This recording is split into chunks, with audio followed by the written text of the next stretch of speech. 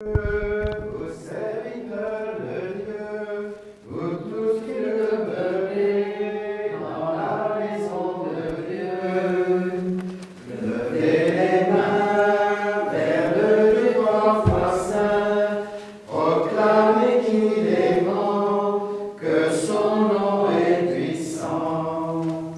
Réjouissez-vous avec Jérusalem, exultez à cause d'elle, vous tous qui l'aimez. Avec elle, soyez pleins d'allégresse, vous tous qui portiez son deuil, ainsi vous serez nourris et rassasiés de l'abondance de sa joie. Bénissez Dieu, vous serviteurs de Dieu, vous tous qui demeurez dans la maison de Dieu. Levez les mains vers le Dieu trois fois saint, proclamez qu'il est grand, que son nom est puissant. Au nom du Père et du Fils et du Saint-Esprit. Amen. Le Seigneur soit avec vous. Et avec votre esprit. Voilà, chers amis, bienvenue à ceux qui nous rejoignent par les moyens modernes. La vidéo n'est pas en direct, elle sera retransmise en différé sur la nouvelle chaîne YouTube de la paroisse. Voilà, alors on est en tout petit comité, mais on est en union de prière avec tous les paroissiens de Saint-Joseph qui attendent dans l'espérance le moment où nous allons pouvoir tous nous retrouver ensemble pour prier et communier d'un seul cœur. Mais nous pouvons le faire à distance au travers de la communion spirituelle. Au début de cette célébration, nous nous présentons devant le Seigneur, nous lui demandons de convertir toujours davantage notre cœur pour nous préparer aux fêtes de Pâques et au temps pascal. Je confesse à Dieu Tout-Puissant, je reconnais devant mes frères que j'ai péché en pensée, en parole, par action et par omission. Oui, j'ai vraiment péché. C'est pourquoi je supplie la Vierge Marie, les anges et tous les saints, et vous aussi mes frères, de prier pour moi, le Seigneur notre Dieu. Que Dieu Tout-Puissant nous fasse miséricorde, qu'il nous pardonne nos péchés et nous conduise à la vie éternelle. Amen. Kyrie eleison,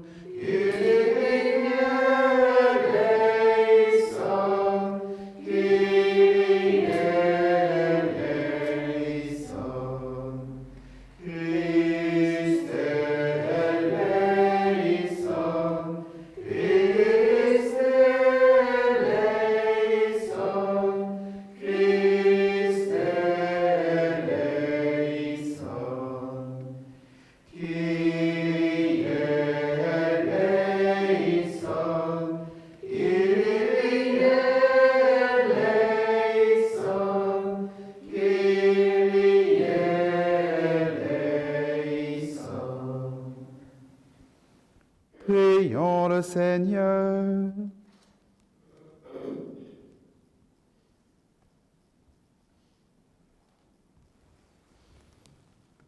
Donne à ton Église, Seigneur, la joie de transmettre ta vie à ceux qui se préparent au baptême. Par leur naissance de la chair, ils sont des êtres de chair, qu'ils deviennent des fils de Dieu en renaissant de l'Esprit. Par Jésus-Christ, ton Fils, notre Seigneur et notre Dieu, qui vit et règne avec toi dans l'unité du Saint-Esprit, un seul Dieu pour les siècles des siècles. Amen.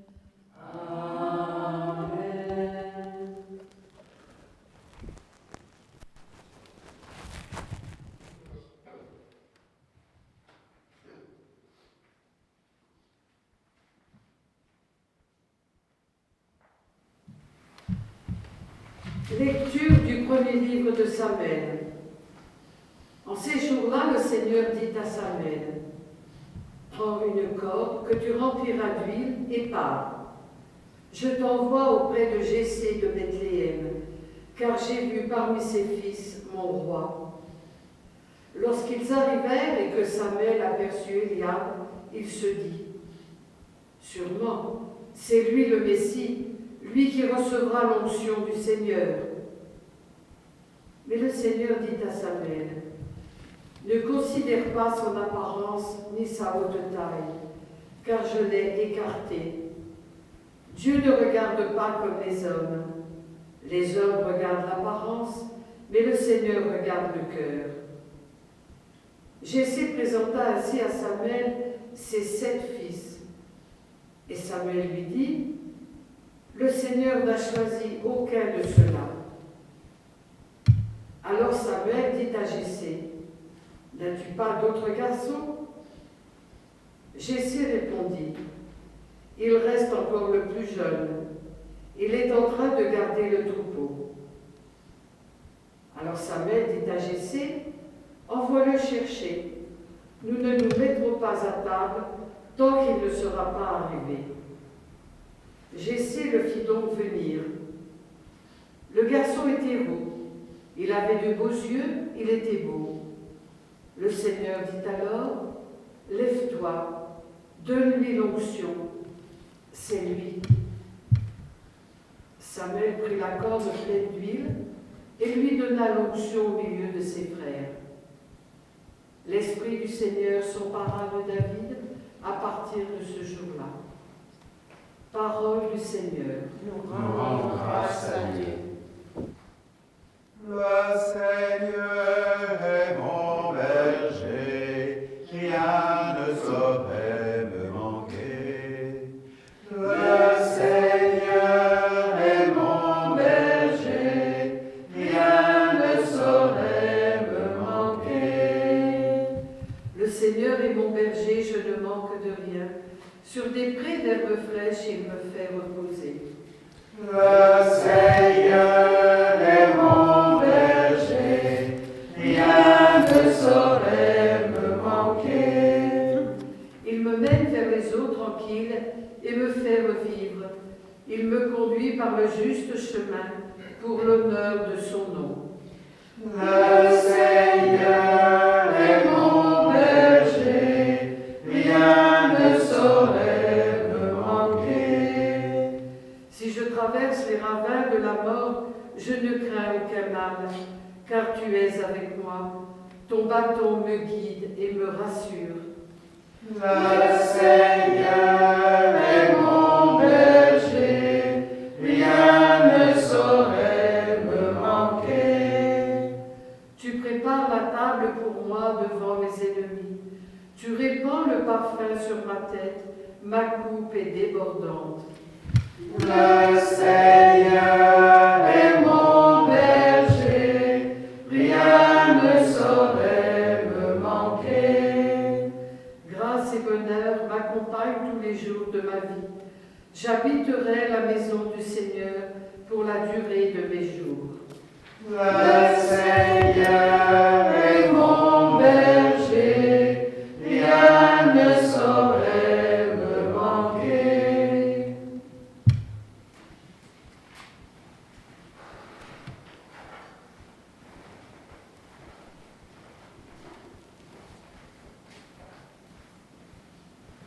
Lecture de la lettre de saint Paul, apôtre aux Éphésiens.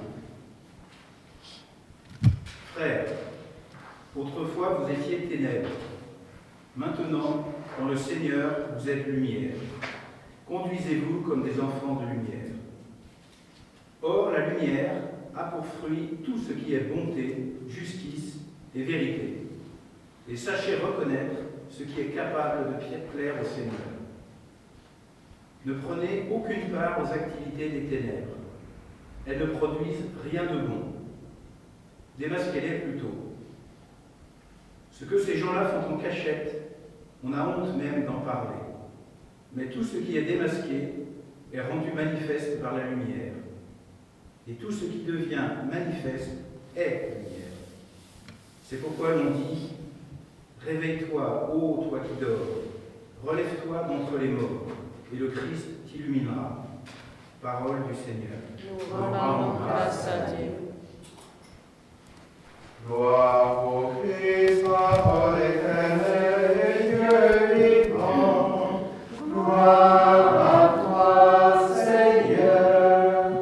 Gloire au Christ,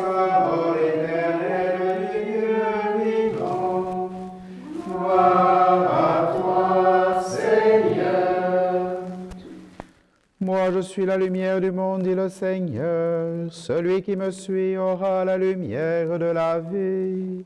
Gloire au Christ, parole éternelle du Dieu vivant. Gloire à toi, Seigneur. Le Seigneur soit avec vous. Et avec votre esprit. Évangile de Jésus-Christ selon saint Jean. Gloire à toi, Seigneur. En ce temps-là, en sortant du temple, Jésus vit sur son passage un homme aveugle de naissance. Ses disciples l'interrogèrent. « Rabbi, qui a péché, lui ou ses parents, pour qu'il soit né aveugle ?» Jésus répondit, « Ni lui, ni ses parents n'ont péché. Mais c'était pour que les œuvres de Dieu se manifestent en lui. Il nous faut travailler aux œuvres de celui qui m'a envoyé, tant qu'il fait jour. La nuit vient où personne ne pourra plus y travailler. Aussi longtemps que je suis dans le monde, je suis la lumière du monde. » Cela dit, il cracha à terre, et avec de la salive, il fit de la boue. Puis il appliqua la boue sur les yeux de l'aveugle et lui dit, « Va te laver à la piscine de Siloé. » Ce nom se traduit « envoyé ». L'aveugle y alla donc et il se lava. Quand il revint, il voyait. Ses voisins et ceux qui l'avaient observé auparavant, car il était mendiant, dirent alors, « N'est-ce pas celui qui se tenait là pour mendier ?» Les uns disaient, « C'est lui ». Les autres disaient, « Pas du tout, c'est quelqu'un qui lui ressemble. » Mais lui disait, « C'est bien moi. » Et on lui demandait, « Alors, comment tes yeux se sont-ils ouverts ?» Il répondit, « L'homme qu'on appelle Jésus a fait de la boue, il me l'a appliqué sur les yeux et il m'a dit, « Va à Siloé et lave-toi. » J'y suis donc allé et je me suis lavé, alors j'ai vu. Ils lui dirent, « Et lui, où est-il » Il répondit, « Je ne sais pas. » On l'amène aux pharisiens, lui l'ancien aveugle. Or c'était un jour de sabbat que Jésus avait fait de la boue et lui avait ouvert les yeux. À leur tour, les pharisiens lui demandaient comment il pouvait voir. Il leur répondit, « Il m'a mis de la boue sur les yeux, je me suis lavé et je vois. » Parmi les pharisiens, certains disaient, « Cet homme-là n'est pas de Dieu, puisqu'il n'observe pas le repos du sabbat. » D'autres disaient, « Comment un homme pécheur peut-il accomplir des signes pareils ?» Ainsi donc, ils étaient divisés. Alors il s'adresse de nouveau à l'aveugle. « Et toi, que dis-tu de lui, puisqu'il t'a ouvert les yeux ?» Il dit, « C'est un prophète. » Or les Juifs ne voulaient pas croire que cet homme avait été aveugle et que maintenant il pouvait voir. C'est pourquoi ils convoquèrent ses parents et leur demandèrent, « Cet homme est bien votre fils. Vous dites qu'il est né aveugle?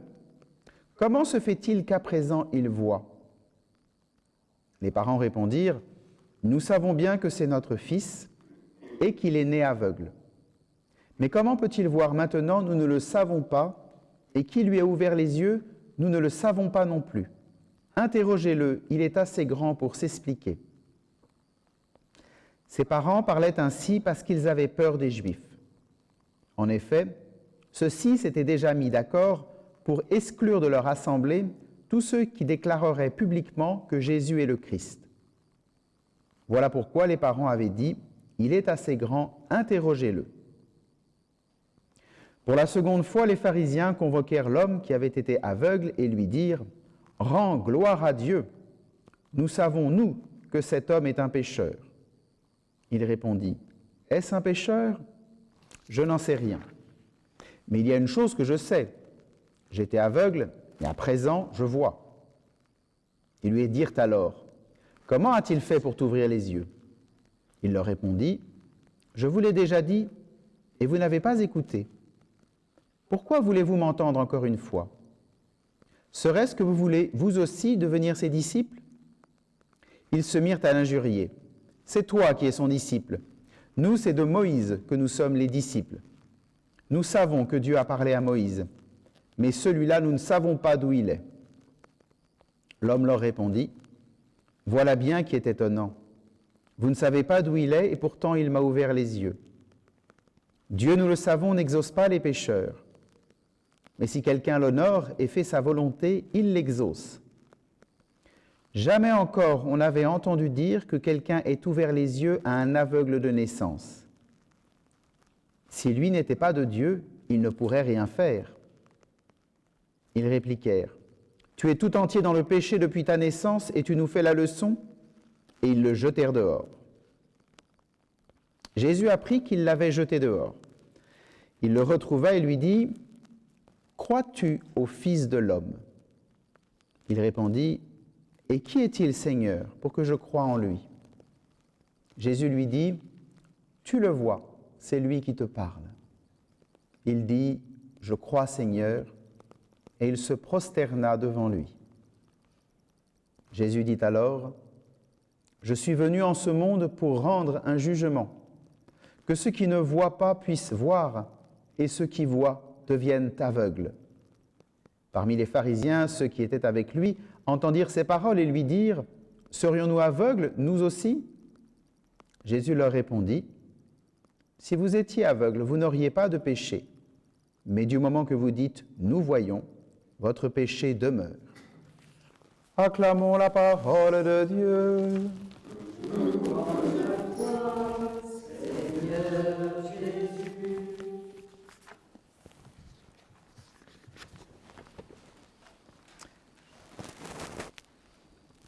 Jésus le retrouva et lui dit, « Crois-tu au Fils de l'homme » Dans l'évangile de dimanche dernier, Jésus répondait à la soif d'être aimé de la Samaritaine en lui révélant le véritable chemin de l'amour qui est celui de l'adoration de Dieu.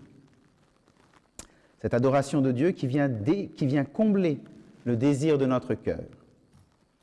Aujourd'hui, ce n'est pas la soif d'être aimé que Jésus vient combler, c'est une autre soif, un autre désir, c'est le désir de voir. Pas seulement de retrouver la vue, non, de voir, c'est-à-dire de connaître la vérité, de saisir intérieurement ce qui est vrai pour que je puisse m'appuyer dessus pour avancer dans ma vie, être ainsi dans la lumière. C'est le besoin fondamental de l'être humain, de chercher qu'est-ce qui est solide et vrai pour s'appuyer dessus et avancer. Nous n'aimons pas vivre dans les à peu près, dans les ténèbres, dans l'obscurité. Nous avons besoin de connaître pour nous attacher à cette vérité et la suivre. Et nous voyons dans l'Évangile que ce désir de la vérité, il est dans le cœur de tout homme, mais il se mélange avec plein d'autres choses. Le cœur des hommes est troublé parce que, quelquefois, quand la vérité débarque, ça vient remettre en cause nos représentations du monde, nos façons de penser le monde. C'est très impressionnant de voir comment, dans cet évangile, on a l'impression que l'aveugle né retrouve la vue, au moins la vue physique, et qu'il constate qu'en fait, autour de lui, il n'y a que des gens qui sont aveugles. Pas des aveugles physiques, mais des aveugles du cœur, incapables de voir ce qui est vrai, incapables de voir les choses telles qu'elles sont, incapables finalement d'accepter que le réel qui se manifeste devant eux les oblige à changer de point de vue, d'opinion, à penser un peu différemment. Et c'est impressionnant de voir effectivement que, on voit bien que c'est là-dessus que ça bute, hein. Les pharisiens, les parents de ce jeune homme, les gens qu'il rencontre, ses voisins, tout cela, ils ne veulent pas croire, non pas parce qu'ils pensent qu'ils ne voient pas, ils constatent qu'ils voient, mais ils ne veulent absolument pas entrer dans le chemin qui se dessine. Si Jésus guérit un aveugle né, a priori, c'est qu'il a une puissance qui vient de Dieu.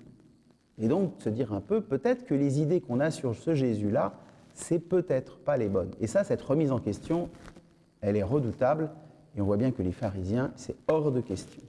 C'est terrible, hein ? Mais ne jugeons pas trop vite les pharisiens, nous sommes tous dans le même cas.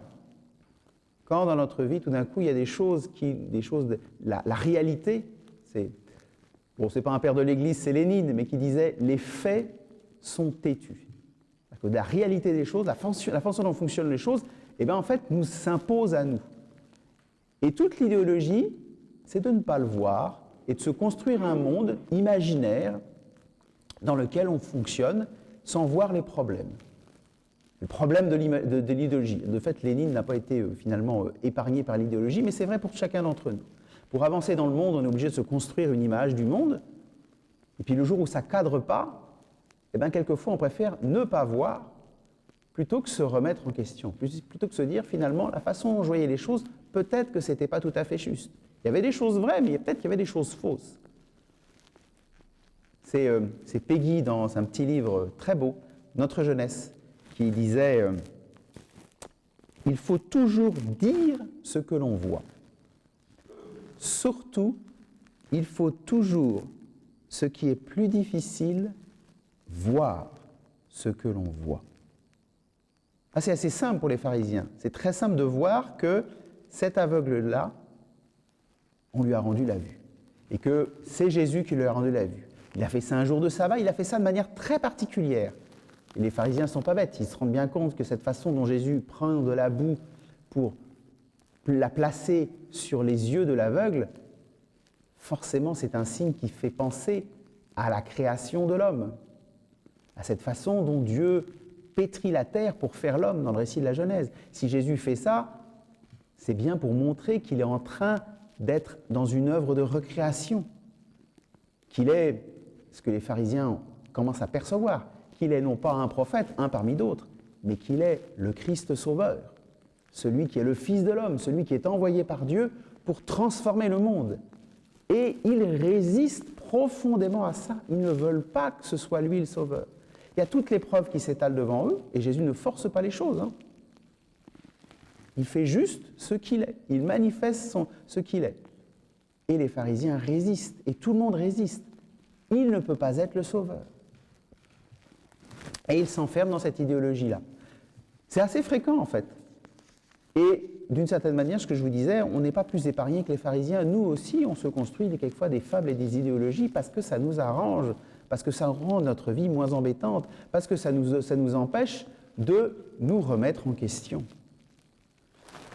Mais qui, objectivement, voudrait construire sa vie sur des illusions et des mensonges? Qui préférait finalement le confort et l'illusion plutôt que la vérité et du coup un peu l'inconfort, mais pour un mieux? Finalement, la figure de ce jeune homme qui retrouve la vue, c'est la figure des catéchumènes. C'est ça qu'on le prend pour les catéchumènes. Les catéchumènes, tout d'un coup, perçoivent que la figure de Jésus n'était pas forcément ce qu'ils avaient en tête. Les catéchumènes perçoivent tout d'un coup que, eh bien, de tout ce qu'on leur a raconté sur l'Église catholique, sur l'Évangile, sur Jésus, qu'il n'avait pas existé, qu'on ne savait pas trop qui c'était, en fait, c'était peut-être pas si vrai que ça, et que le connaître vaut peut-être la peine, et que ça vaut peut-être la peine de changer son point de vue, d'aller plus loin. D'une certaine manière, c'est une preuve fondamentale de liberté. Jésus, dans le même évangile de Saint Jean, dira « La vérité vous rendra libre ». Chercher ce qui est vrai nous rend libre, nous arrache finalement aux rêves et aux idéologies que nous avons construits pour nous rassurer, mais qui finalement nous enferment, ne nous rendent pas libres. Le Christ vient nous rendre profondément libres. Mais il le fait par étapes. On voit bien qu'à ce jeune homme, il ne lui donne pas la totalité de la vérité. Il lui rend la capacité finalement à voir les choses telles qu'elles sont et à pouvoir ensuite poser des choix. Mais cette liberté-là, elle ne se suffit pas à elle-même. La liberté, elle a besoin d'un but, de quelque chose. Et c'est là où il y a à la fin cette rencontre avec Jésus, où Jésus lui demande s'il croit au Fils de l'homme. Si le Christ nous rend la liberté, s'il nous donne la vérité et il nous rend libres, c'est pour que cette liberté soit mobilisée pour quelque chose, pour la foi, pour cet amour de Dieu en vérité, en esprit et en vérité. Et ça, Jésus ne force pas les choses. Il se présente devant cet homme et il lui laisse comprendre que, voilà, celui qu'il a devant lui, c'est le Christ. Est-ce que tu crois à cela? Est-ce que tu es prêt, finalement, à utiliser ta liberté pour me suivre et pour marcher derrière moi? En fait, c'est l'appel de la foi. C'est là où, effectivement, il y a chez ce jeune homme la démarche des catéchumènes. Les catéchumènes, progressivement, découvrent la vérité de l'Évangile. Et à un moment, il y a un point tournant dans tout chemin du catéchumène, le moment où on dit « mais je ne veux pas juste découvrir des choses que je comprends mieux. Je veux m'engager sur cette voie, sur ce chemin. Je veux suivre le chemin, la vérité et la vie, qui pour nous renvoie à Jésus lui-même. Il est le chemin, la vérité et la vie. Je veux m'engager là-dedans. » Et c'est la réponse de la foi. C'est ça que Jésus est venu susciter dans cet homme. Et on voit bien que la foi, la réponse de foi ne peut être qu'une réponse libre. Qu'une réponse qui n'est pas simplement une réponse intellectuelle. Oui, je comprends, tout ça c'est clair. Non, non. Mais qui engage toute notre vie. C'est pour ça que ce jeune homme, à la fin, il se prosterne devant Jésus. C'est une façon de marquer que tout son corps, toute son être, toute sa vie, il la dirige, il la remet à Jésus pour avancer à sa suite. Le chemin de la foi est ainsi un chemin qui vient, d'une certaine manière, non seulement nous donner la vérité, mais plus profondément, nous donner une vie libre, une vie qui finalement nous arrache aux incertitudes et qui nous donne une paix et une joie du cœur. Parce que nous savons vers qui nous avançons. Nous savons avec qui nous avançons. Avec ce Seigneur Jésus, celui qui est fidèle, celui qui est solide, celui qui est, c'est ce que le psaume que nous avons récité, celui qui est le berger. Le Seigneur Jésus veut me guider sur un chemin de bonheur. Il ne fera pas faire le chemin à ma place. Il ne va pas marcher à ma place. Il ne me supprime pas ma liberté. Mais il suscite au contraire ma capacité à marcher avec lui, à le suivre et à découvrir comment, eh bien, finalement, tous les dons que Dieu m'a donnés, eh bien, je peux les mobiliser sur un chemin de croissance spirituelle, de croissance humaine. Je peux mobiliser tout cela pour cette vocation qui s'ouvre devant moi, qui est d'aimer davantage et de vivre largement. Ça peut paraître un peu étonnant, mais la vie chrétienne est une vie qui fait vivre largement, qui fait vivre avec un cœur large, avec un horizon déployé devant soi. Une vie pleinement heureuse. Alors, quelquefois, à l'extérieur, ça n'apparaît pas comme ça. Et pourtant, c'est à cela que le Christ nous appelle. Et les catéchumènes sont un grand don pour la vie de l'Église. Ils viennent souvent un peu tout seuls, frapper à la porte de l'Église en nous disant « mais je veux connaître davantage ce Jésus. Je veux découvrir le trésor de l'Église. » Et quelquefois, on est toujours un peu surpris, nous qui sommes quelquefois des chrétiens depuis de longues générations, de voir à quel point ce que nous avons, ce que nous connaissons, il n'y a pas plus grand et plus merveilleux trésor. Il n'y a pas plus don extraordinaire que cette vie avec le Christ. À un moment où, malheureusement, on peut moins vivre cette grande communion avec le Christ, puisque nos églises sont fermées et que nous ne pouvons plus que nous voir qu'au travers de l'informatique et au travers de la vidéo, nous comprenons à quel point cette façon dont nous sommes rassemblés comme peuple, marchant à la suite de Jésus, nous offre un horizon extraordinaire, nous ouvre une grande vie de liberté. Alors nous ne pouvons pas nous rassembler, mais nous finirons par nous rassembler un jour. Hein. Les virus, ça va, puis ça vient, puis ça s'en va.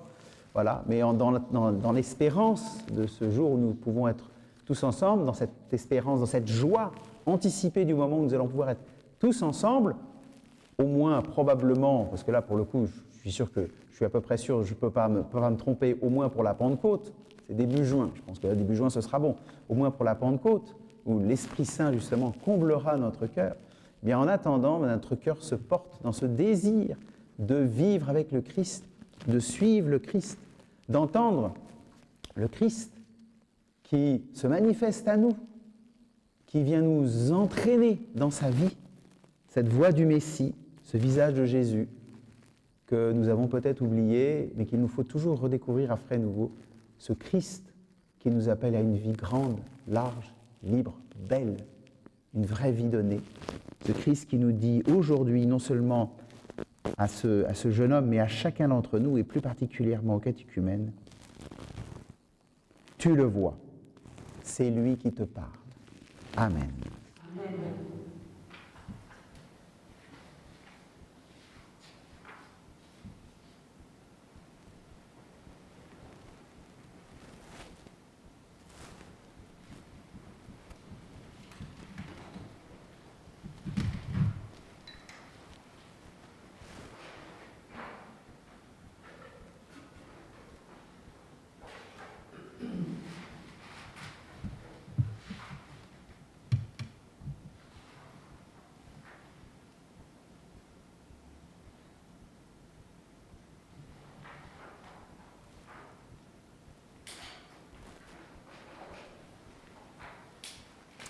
Estelle, vous qui êtes appelée par Dieu, approchez-vous, mettez-vous à genoux devant lui et tous ensemble prions.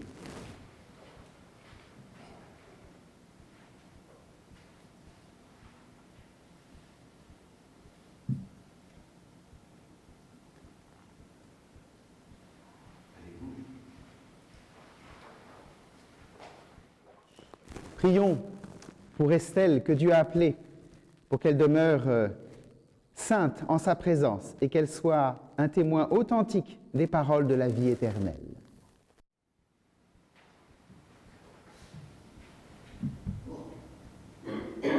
Pour que Dieu lui-même, ayant chassé toutes ténèbres, illumine le cœur d'Estelle et de tous les catéchumènes. Prions le Seigneur. Seigneur, écoute-nous. Seigneur, exauce-nous. Pour que Dieu lui-même la conduise à son Christ, lumière venue en ce monde. Prions le Seigneur. Seigneur, écoute-nous. Seigneur, exauce-nous. Pour qu'elle ouvre son cœur et confesse que Dieu est lumière et vérité. Prions le Seigneur. Seigneur, écoute-nous. Seigneur, exauce-nous. Pour qu'étant sauvée par celui qui enlève le péché du monde, elle soit délivrée de l'oppression du péché. Prions le Seigneur. Seigneur, écoute-nous. Seigneur, exauce-nous. Pour qu'elle soit illuminée par l'Esprit, confesse toujours l'évangile du salut et le transmette aux autres. Prions le Seigneur. Seigneur, écoute-nous. Seigneur, exauce-nous. Pour que nous vivions de telle manière que nous soyons vraiment lumière pour le monde avec le Christ. Seigneur, écoute-nous. Seigneur, exauce-nous. Pour que tous les habitants du monde connaissent le Dieu créateur, celui qui donne à tout être humain l'esprit et la vie. Prions le Seigneur. Seigneur, écoute-nous. Seigneur, exauce-nous. Pour que les paroissiens de Saint-Joseph restent fermes et confiants dans l'espérance et solidaires dans la prière.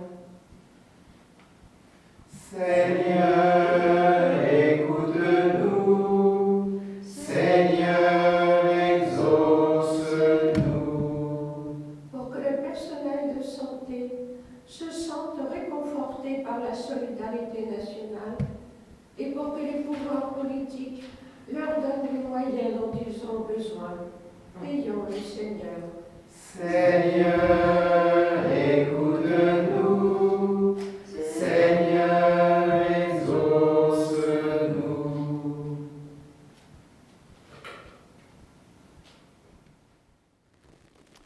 Prions.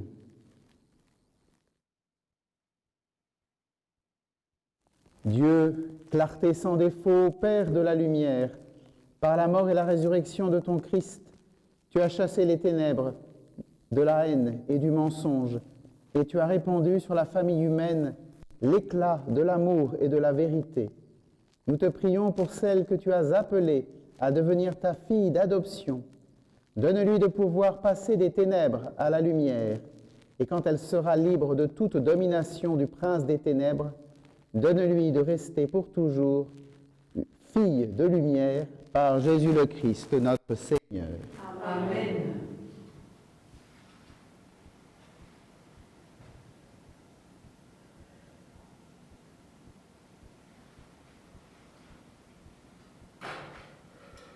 Seigneur Jésus, quand tu fus baptisé, les cieux se sont ouverts et l'Esprit Saint a demeuré sur toi, pour qu'en lui tu évangélises les pauvres et rendes la vue aux aveugles. Fais descendre cet esprit sur celles qui aspirent à tes sacrements, qu'elles soient préservées de l'erreur, du doute et de l'incroyance, et conduites par une foi éclairée, afin que les yeux levés vers toi, elles te contemplent d'un regard purifié, toi qui règnes pour les siècles des siècles. Amen. J'ai resté maintenant. Oui, votre place.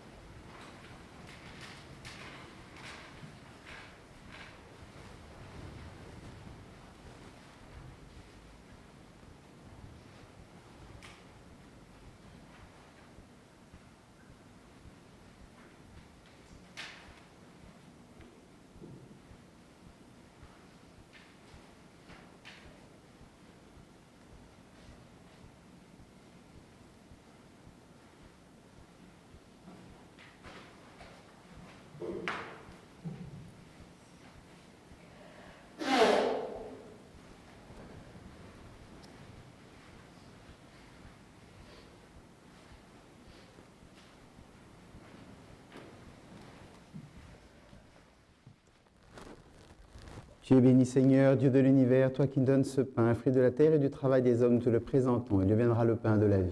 Béni soit Dieu maintenant et toujours.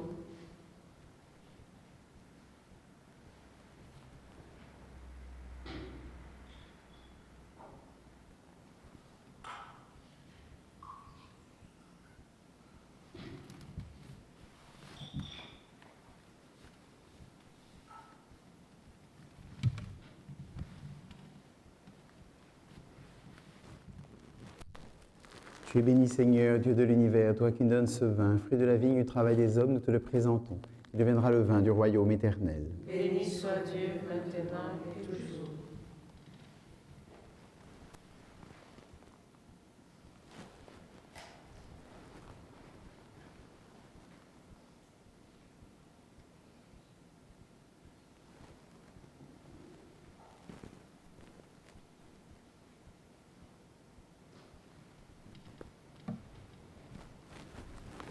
Prions ensemble, au moment d'offrir le sacrifice de toute l'Église. Pour la gloire de Dieu, le salut du monde.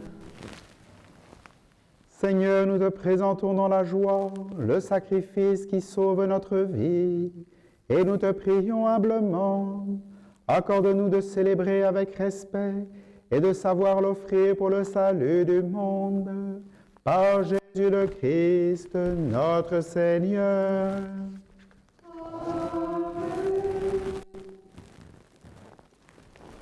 Le Seigneur soit avec vous. Et avec votre esprit, Élevons notre cœur. nous retournons vers le Seigneur. Rendons grâce au Seigneur notre Dieu. Cela est juste et bon. Vraiment, il est juste et bon de te rendre gloire, de t'offrir notre action de grâce, toujours et en tout lieu. À toi, Père très saint, Dieu éternel et tout-puissant, par le Christ notre Seigneur.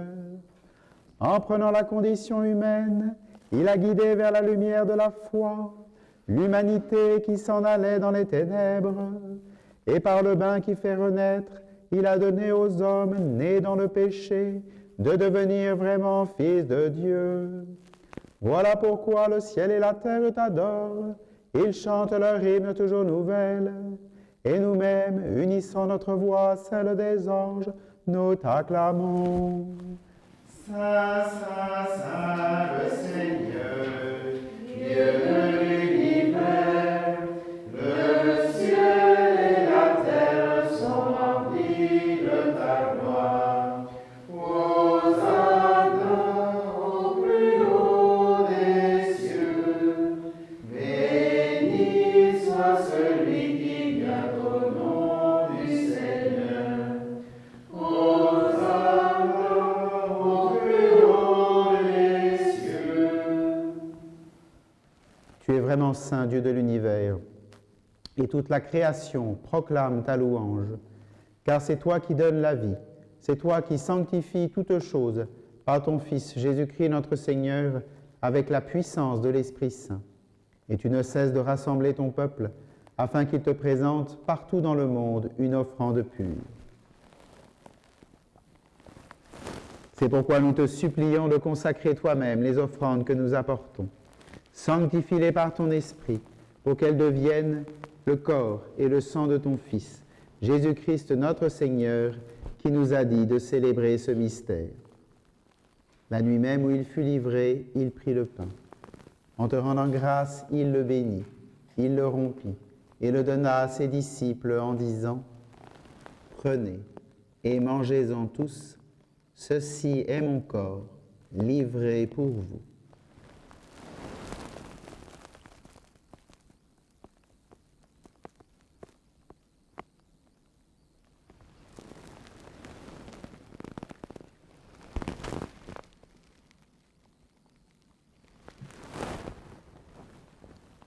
De même, à la fin du repas, il prit la coupe.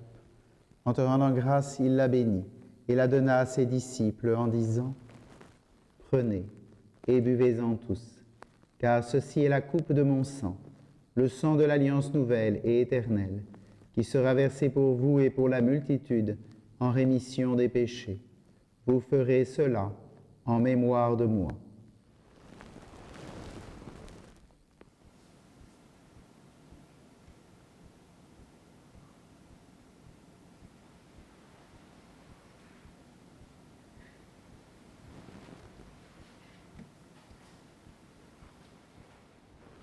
Il est grand le mystère de la foi. Nous proclamons ta mort, Seigneur Jésus. Nous célébrons ta résurrection. Nous attendons ta venue dans la gloire. En faisant mémoire de ton Fils, de sa passion qui nous sauve, de sa glorieuse résurrection et de son ascension dans le ciel, alors que nous attendons son dernier avènement, nous présentons cette offrande vivante et sainte pour te rendre grâce. Regarde, Seigneur, le sacrifice de ton Église et daigne reconnaître celui de ton Fils qui nous a rétablis dans ton alliance. Quand nous serons nourris de son corps et de son sang et remplis de l'Esprit Saint, accorde-nous d'être un seul corps et un seul esprit dans le Christ. Que l'Esprit Saint fasse de nous une éternelle offrande à ta gloire, pour que nous obtenions un jour les biens du monde à venir auprès de la Vierge Marie, la bienheureuse Mère de Dieu, avec Saint Joseph, son époux, avec les apôtres, les martyrs et tous les saints qui ne cessent d'intercéder pour nous.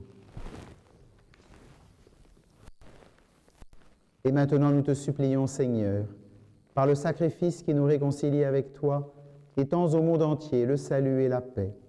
Affermis la foi et la charité de ton Église au long de son chemin sur la terre.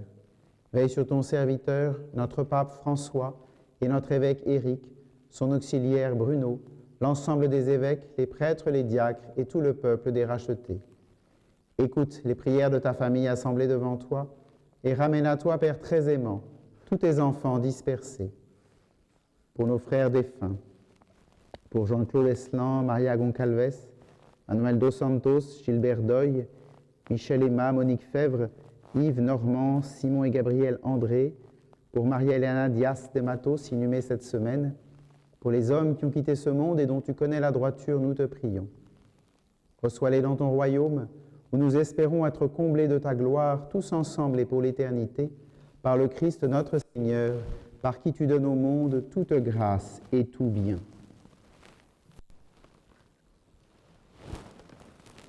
Par lui, avec lui et en lui, à toi, Dieu le Père Tout-Puissant, dans l'unité du Saint-Esprit, tout honneur et toute gloire, pour les siècles des siècles. Amen.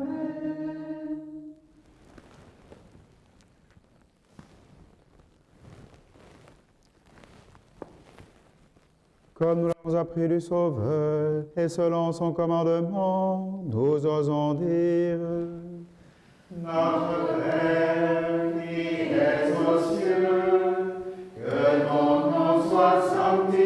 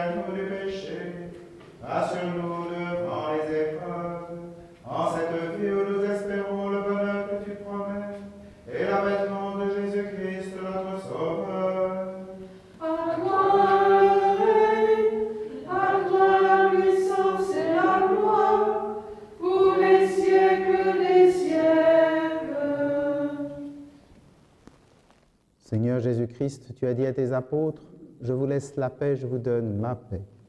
Ne regarde pas nos péchés, mais la foi de ton Église. Pour que ta volonté s'accomplisse, donne-lui toujours cette paix et conduis-la vers l'unité parfaite, toi qui règnes pour les siècles des siècles. Amen. Que la paix du Seigneur soit toujours avec vous. Et avec votre esprit. Chers amis, dans la paix du Christ, donnez-vous la paix, mais sans contact.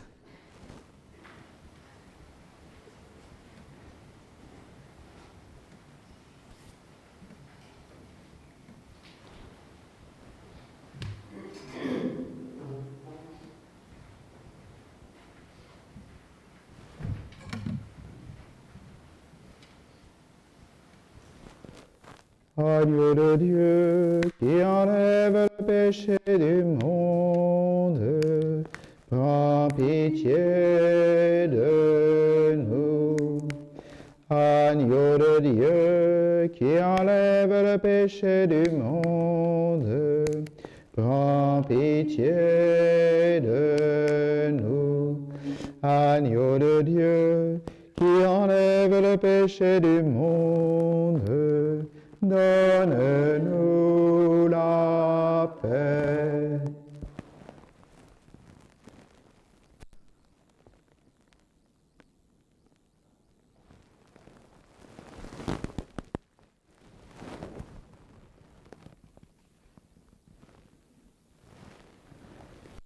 Heureux les invités au repas du Seigneur.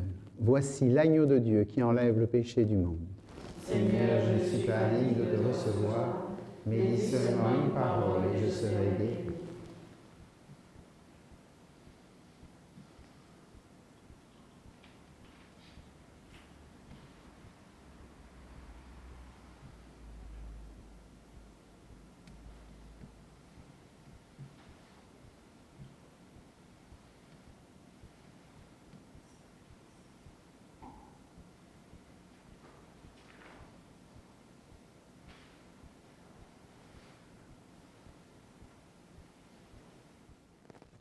Le Seigneur a mis de la boue sur mes yeux, je me suis lavé, et maintenant je vois et je crois.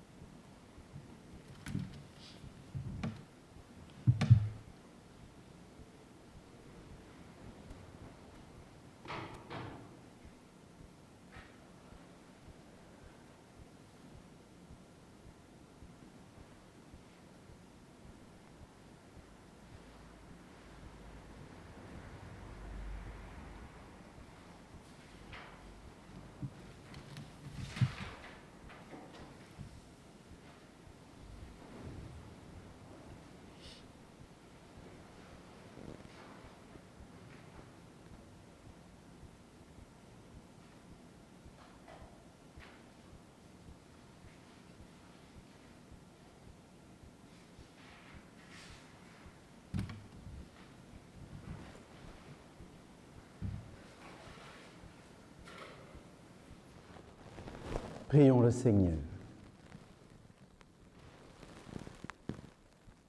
Dieu qui éclaire tout homme venant dans ce monde, illumine nos cœurs par la clarté de ta grâce, afin que toutes nos pensées soient dignes de toi et notre amour de plus en plus sincère. Par Jésus le Christ, notre Seigneur.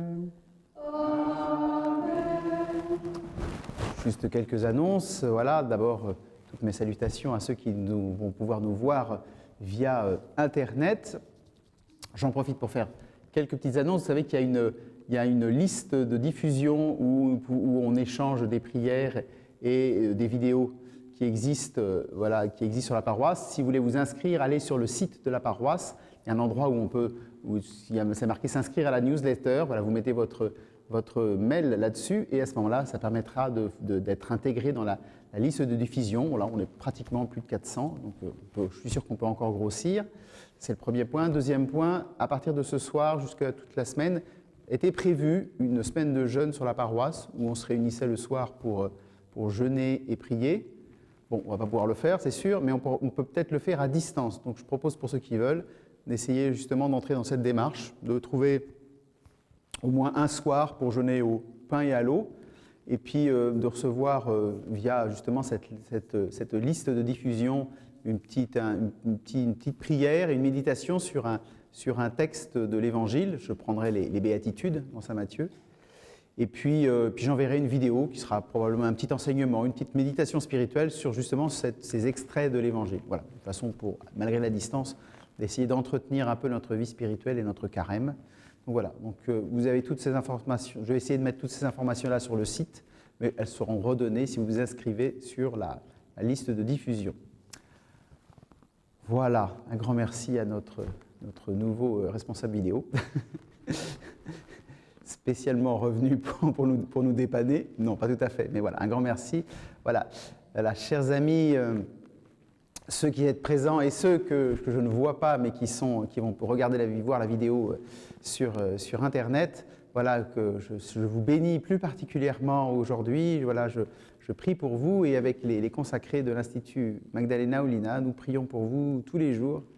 Nous vous portons dans la prière. On fera ça plus particulièrement aujourd'hui. Il y aura une temps d'adoration, alors que moi et les consacrés, et on priera pour chacun d'entre vous pour que justement ce temps de confinement ne soit pas un temps de désespérance, mais au contraire d'approfondissement de vie avec le Seigneur et puis avec nos plus proches, voilà, puisqu'ils sont là, et que grâce aux moyens modernes, on peut même nourrir et approfondir ces contacts. Voilà, je vous bénis tous largement. Le Seigneur soit avec vous. Et avec votre esprit. Que Dieu Tout-Puissant vous bénisse, le Père, le Fils et le Saint-Esprit. Amen. Allez dans la paix du Christ. Nous